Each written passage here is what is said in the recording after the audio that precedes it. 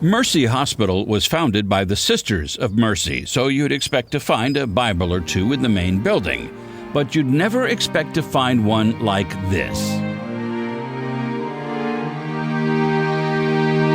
It's a work of art that took 23 artists 15 years to create.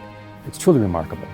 It's called the St. John's Bible, named for St. John's Abbey and University in Minnesota, which commissioned that team of artists and calligraphers to create a Bible of, well, biblical proportions.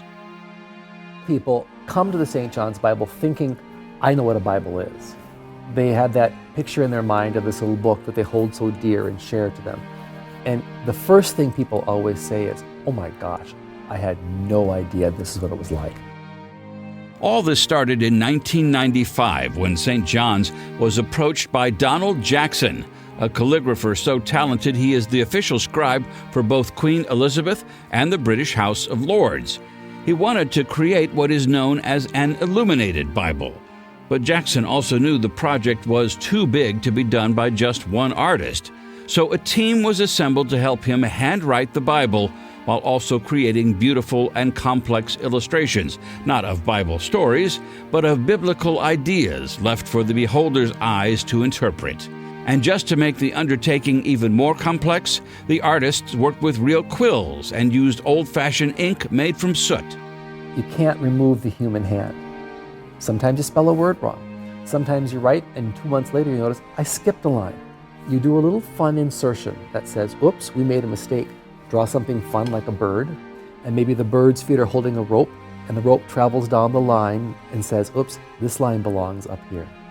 Out of 1,130 pages, we have 9 corrections in the St. John's Bible. That's a miracle in itself.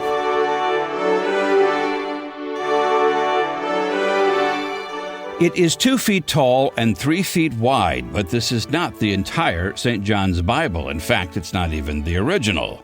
This is one volume from 229 sets of fine art replicas called the Heritage Edition, meticulously rendered lithographs true to the original, except that in the traveling editions, gold foil was used instead of the gold leaf paint featured in the original. Many people find themselves overwhelmed by the St. John's Bible. They will approach it with that first sense of inquisitiveness, and then they find themselves caught off guard because it impacts them. It's a very visceral experience to approach the handwritten pages and to see the consistency of that script, page after page after page, and then also the imagery and how it draws you in.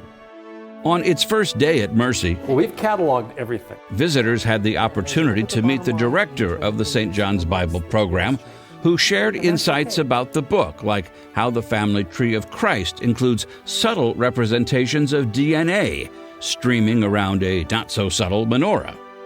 On another page, 2 gold rectangles have been interpreted by many as representing the Twin Towers. We often get asked, why would you do something like this, especially in the modern age when you can go to any hotel room and open up a drawer and get a free copy of the Bible. Why would you spend time, talent, and treasure on doing something like this? And the best answer to that question is because we didn't have to. This is something we didn't have to do, but in not having to do it, it was something we were compelled to do. The St. John's Bible is touring St. Louis for an entire year. The visit is sponsored by the Archdiocese. Mercy says it was chosen as one of the locations because it is a ministry of the church as well as a hospital.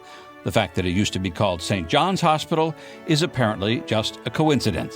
These are meant to be shared together because if I said, look at that by yourself, you'd see something, but you wouldn't see everything. The St. John's Bible is now on display in the main lobby. It's being kept in a glass case, but the pages will be turned every few days, and there will be more special events where the Bible will be out in the open and, as always, open to interpretation. In the modern age, the Bible itself is a remarkable thing, but it's something that has become so commonplace, we wanted to find a way to elevate it, but to remind people that the Bible is communal.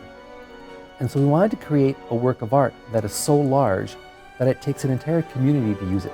The Bible by its very nature is communal, and the St. John's Bible invites people in to share it in a communal way.